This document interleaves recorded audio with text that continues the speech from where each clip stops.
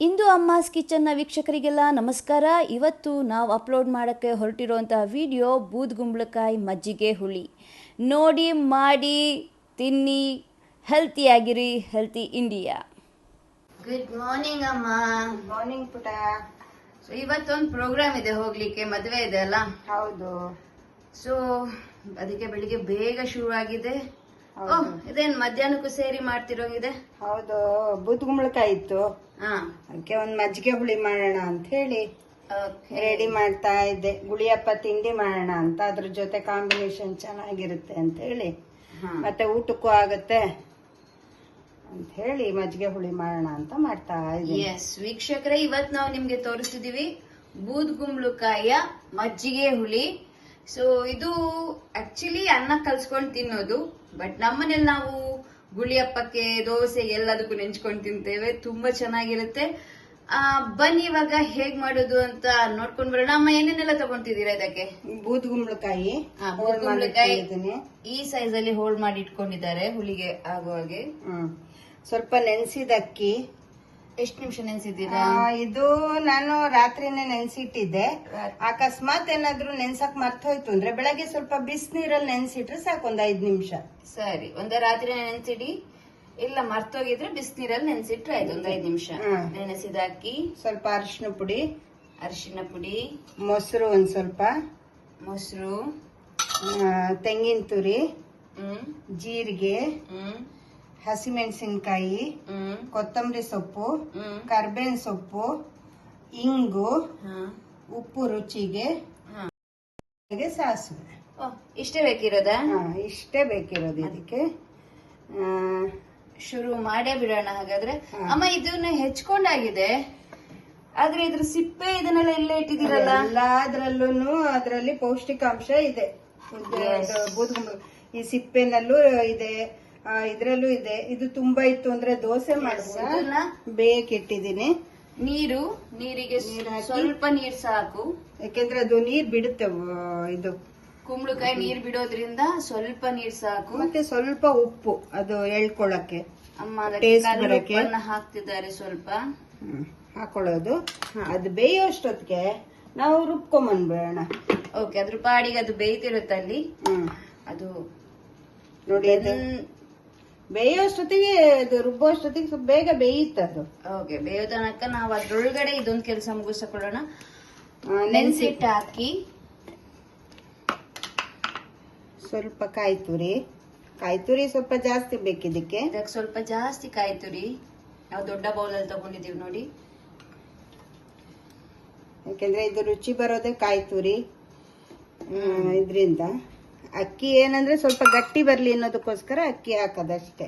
So ಜೀರಿಗೆ ಸ್ವಲ್ಪ ಜಾಸ್ತಿ ಹಾಕ್ಬೇಕು ಇದಕ್ಕೆ. ಈಗ ರುಬ್ಕೊಳ್ಳಿಕ್ಕೆ ನೆನ್ಸಿದ ಅಕ್ಕಿ, ಕಾಯಿ ತುರಿ, ಜೀರಿಗೆ, ಮತ್ತೆ ಇಂಗನ್ ಕೂಡ ನಾವು ರುಬ್ಲಿಕ್ಕೆ ಹಾಕ್ತಿದ್ದೇವೆ. ಆಮೇಲೆ ಹಸಿಮೆಣಸಿನ್ಕಾಯಿ ಒಂದ್ 4. ಓಕೆ, 4 ಹಸಿಮೆಣಸಿನಕಾಯನ್ನ ತುಂಡು ಮಾಡಿ ಮಿಕ್ಸಿಗೆ ಹಾಕೊಳ್ತಿದ್ದಾರೆ. ಆಮೇಲೆ ಎಂತ ಅಮ್ಮ? ಆಮೇಲೆ ಒಂಚೂರು ರುಚಿಗೆ ತಕ್ಕಷ್ಟು ಉಪ್ಪನ್ನು ಹಾಕೊಂಡು ರುಬ್ಕೊಂಡ್ಬಿಟ್ರೆ. ಆ ಉಪ್ಪು ಆಲ್ರೆಡಿ ಅಲ್ಲಿ ಸ್ವಲ್ಪ ಹಾಕಿದ್ದೀರಾ, ಹಾಗಾಗಿ ಸ್ವಲ್ಪ ಹಾಕಿದ್ರೆ ಸಾಕು. ಹಾಕೊಂಡು ಈಗ ರುಬ್ಕೊಂಡ್ಬರೋದು. ಸ್ವಲ್ಪ ನೀರು ಹಾಕಿ ರುಬ್ಬೋದಲ್ಲ? ಹೌದು. ಈಗ ರುಬ್ಕೊಂಡಾಗಿದೆ. ಅಮ್ಮ, ಓಪನ್ ಮಾಡಿ ತೋರಿಸ್ತೀರಾ ಯಾವ ಹದಕ್ಕೆ ರುಬ್ಬಿಯಾಗಿದೆ ಅಂತ? ನೋಡಿ, ಇಷ್ಟು ಈ ಹದಕ್ಕೆ. ಅಂದ್ರೆ ತುಂಬಾ ನುಣಗೂ ಅಲ್ಲ, ತುಂಬಾ ತರಿಯೂ ಅಲ್ಲ, ಮೀಡಿಯಂ ಆಗಿ ಚಟ್ನಿ ಎಲ್ಲ ರುಬ್ಕೊಳ್ಳೋ ಹಾಗೆ ರುಬ್ಕೊಂಡ್ರೆ ಆಯ್ತು. ರುಬ್ಬಿದರೆ. ಇದು ಈ ಕಡೆ ಕುಂಬಳಕಾಯಿ ಬೆಂದಿದೆ. ಬೆಂದಿದೆಯಲ್ವಾ? ಹೇಗ್ ಗೊತ್ತಾಗುತ್ತೆ ಅದು? ನೋಡು, ಈಗ ಫುಲ್ ವೈಟ್ ಇತ್ತಲ್ಲ, ಈಗ ಕುಂಬಳಕಾಯಿ ನೋಡು ಒಂಥರ ಟ್ರಾನ್ಸ್ಪರೆಂಟ್ ತರ ಆಗಿದೆ. ಈಗ ಇಲ್ಲ, ಒಂದ್ ಹೋಳ್ ತೆಗೆದು ಮುಟ್ ನೋಡಿದಾಗ ಮೆತ್ತಗಿರುತ್ತೆ. ಓಕೆ, ಅಷ್ಟೇನೆ. ಈಗ ಹೀಗೆ ಬೇಯಿದ್ಮೇಲೆ ಇದನ್ನ ರುಬ್ಕೊಂಡಿರ್ತೀವಲ್ಲ, ಆಗ್ಲೇ ನೋಡಿ ಸ್ವಲ್ಪ ನೀರಿಟ್ಟಿದ್ದು, ಈಗ ಎಷ್ಟು ಜಾಸ್ತಿ ನೀರಾಗಿದೆ. ಮತ್ತೆ ನೀರ್ ಹಾಕ್ಲಿಲ್ಲ ಅಮ್ಮ, ಅದೇ ನೀರ್ ಬಿಡುತ್ತೆ ಕುಂಬಳಕಾಯಿ, ಹಾಗಾಗಿ ಇಷ್ಟು ನೀರಾಗಿದೆ. ಸೊ ಈಗ ಬೆಂದಂತಹ ಕುಂಬಳಕಾಯಿಗೆ ರುಬ್ಬಿಟ್ಟಿರೋ ಮಸಾಲೆನ ಹಾಕೋದು.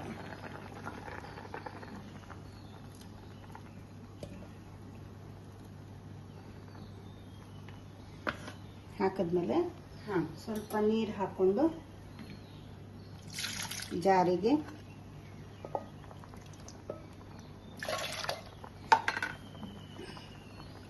ಸರಿ ಬೇಕಾದ್ರೆ ಕೈ ಆಡಿಸ್ಕೊಂಬಿಡೋಣ. ಅದಕ್ಕೆಂದ್ರೆ ಅಕ್ಕಿ ಹಾಕಿರೋದ್ರಿಂದ ಬೇಗ ಗಟ್ಟಿ ಆಗ್ಬಿಡುತ್ತೆ. ಓಕೆ. ಅಕಸ್ಮಾತ್ ಅಕ್ಕಿ ಬೇಡ ಅನ್ನೋರು ರವೆ ಬೇಕಾದ್ರೂ ಹಾಕೊಳ್ಬೋದು ಅರ್ಜೆಂಟಿಗೆ.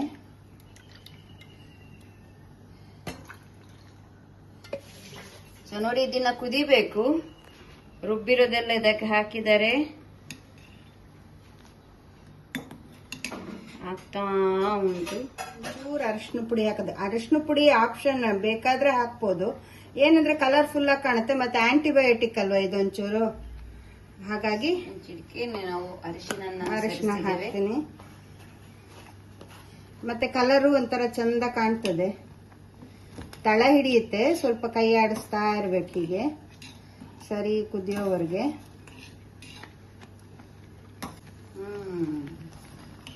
ಕುದೀತಿದೆ.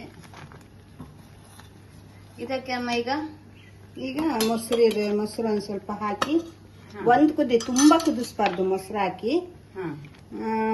ಒಂದ್ ಕುದಿ ಬರ್ಬೇಕಷ್ಟೇನೆ. ಓಕೆ. ಮೊಸರು ಹಾಕಿದ್ಮೇಲೆ ತುಂಬಾ ಕುದಿ ಬರಬಾರ್ದು, ಹಾಗಾಗಿ ಫಸ್ಟೇ ಚೆನ್ನಾಗಿ ಕುದಿಸ್ಕೊಳ್ಬೇಕು. ಇದು ಹಸಿ ವಾಸನೆ ಎಲ್ಲ ಹೋಗ್ಬೇಕಲ್ಲ, ಚೆನ್ನಾಗಿ ಕುದಿಸ್ಕೊಂಡು. ಈಗ ನೋಡಿ ಚೆನ್ನಾಗಿ ಕುದೀತಾ ಇದೆ ಅಲ್ಲ, ಈಗ ಮೊಸರು ಹಾಕೊಳ್ಬೇಕು. ಸ್ವಲ್ಪ ಹುಳಿ ಮೊಸರು ಇದ್ರೆ ಸ್ವಲ್ಪ ಹಾಕಿದ್ರೆ ಸಾಕು. ಒಂದ್ ಸ್ವಲ್ಪ ಸಿಹಿ ಇದೆ ಅಂತ ಸ್ವಲ್ಪ ಜಾಸ್ತಿ ಮೊಸರನ್ನ ಹಾಕಿ ಆಯ್ತು. ಇದಕ್ಕೆ ನೋಡಿ ಇಷ್ಟು ಅದಕ್ಕೆ ನಿಮ್ಗೆ ಎಷ್ಟು ಬೇಕೋ ಅಷ್ಟು ಅದಕ್ಕೆ ನೀರು ಮಾಡ್ಕೊಳ್ಬೋದು. ನಾನು ಸ್ವಲ್ಪ ನೀರು ಹಾಕ್ತೀನಿ. ಈಗ ಇದು ಒಂದು ಕುದಿ ಬಂದ್ರೆ ಸಾಕು. ಅಷ್ಟೊತ್ತಿಗೆ ನಾವ್ ಈ ಕಡೆ ಒಂದು ಒಗ್ಗರಣೆ ಮಾಡ್ಕೊಂಡ್ಬಿಡೋಣ. ಮಾಡ್ಕೊಳ್ಳಿಕ್ಕೆ ಅಮ್ಮ ಸ್ಟವ್ ಹಚ್ಕೊಳ್ಬೇಕು, ಬೇಗ ಕಾಯುತ್ತೆ ಅಂತೇಳಿ ಫಸ್ಟಿಗೆ ಎಣ್ಣೆ ಹಾಕೊಳ್ತಿದ್ದಾರೆ. ಸೊ ಈಗ ಸ್ಟವ್ ಹಚ್ಕೊಂಡು ಇದಕ್ಕೆ ಸಾಸಿವೆ ಹಾಕಲ್ಲ, ಬರೀ ಮೆಂತ್ಯ ಮಾತ್ರ. ಸೊ ಇದು ಈ ಒಗ್ಗರಣೆ ನೋಡಿ ಡಿಫ್ರೆಂಟ್. ಸಾಸಿವೆ ಎಲ್ಲ ಹಾಕಿ ಮಾಡೋದಲ್ಲ, ಎಣ್ಣೆಗೆ ಸ್ವಲ್ಪ ಮೆಂತ್ಯ ಸ್ವಲ್ಪ ಸಾಕು. ಮೆಂತ್ಯ ಸ್ವಲ್ಪ ಸಾಕು. ಒಣಮೆಣಸಿನ್ಕಾಯಿ, ಕರಿಬೇವಿನ ಸೊಪ್ಪು, ಒಣಮೆಣಸು ಮತ್ತೆ ಕರಿಬೇವು.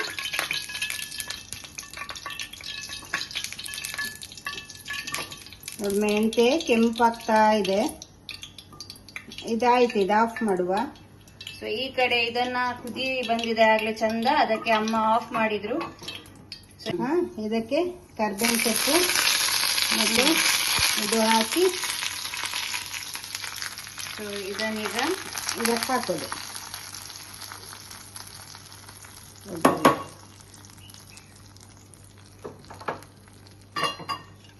ಸೊ ಇಲ್ಲಿಗೆ ಇದಕ್ಕೆ ಒಂದ್ ಸ್ವಲ್ಪ ಸಣ್ಣಗೆ ಕೊತ್ತಂಬರಿ ಸೊಪ್ಪು ಹೆಚ್ಚಿ ಹಾಕ್ಬೇಕು. ಟ್ರೈ ಮಾಡಿ ಹೇಗಾಗ್ತಿದೆ ಅಂತ ಕಾಮೆಂಟ್ಸ್ ಅಲ್ಲಿ ತಿಳಿಸಿ. ರುಚಿಯಾದ ಮಜ್ಜಿಗೆ ಹುಳಿ ರೆಡಿ. ಈಗ ಗುಳಿಯಪ್ಪ ಕೂಡ ರೆಡಿ ಆಗಿದೆ. ಅದರೊಟ್ಟಿಗೆ ಟೇಸ್ಟಿಗೆ ಬೂದಗುಂಬಳಕಾಯಿ ಮಜ್ಜಿಗೆ ಹುಳಿ ಕೂಡ ರೆಡಿ ಆಗಿದೆ. ಟೇಸ್ಟ್ ನೋಡಕ್ಕೆ ನಮ್ಮ ಪ್ರತ್ಯೂಷ್ ಅವ್ರು ಕೂಡ ರೆಡಿ ಆಗಿದ್ದಾರೆ. ಎಸ್, ನೋಡಿ ಹೇಗಿದೆ, ತಿನ್ ನೋಡಿ ಆಯ್ತಾ. ಅನ್ನದೊಟ್ಟಿಗೆ ಕಲಸಿ ತಿಂದ್ರೆ ಇನ್ನ ಚಂದ ಇರುತ್ತೆ.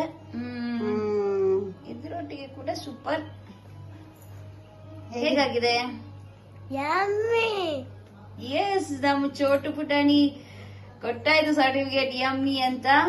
ಸೊ ನೀವು ಕೂಡ ಮಾಡಿ, ಟ್ರೈ ಮಾಡಿ, ಎಂಜಾಯ್ ಮಾಡಿ ಅಂತ ಹೇಳ್ತಾ have a nice day. Thank you ಅಮ್ಮ. ಥ್ಯಾಂಕ್ ಯು ಪುಟ.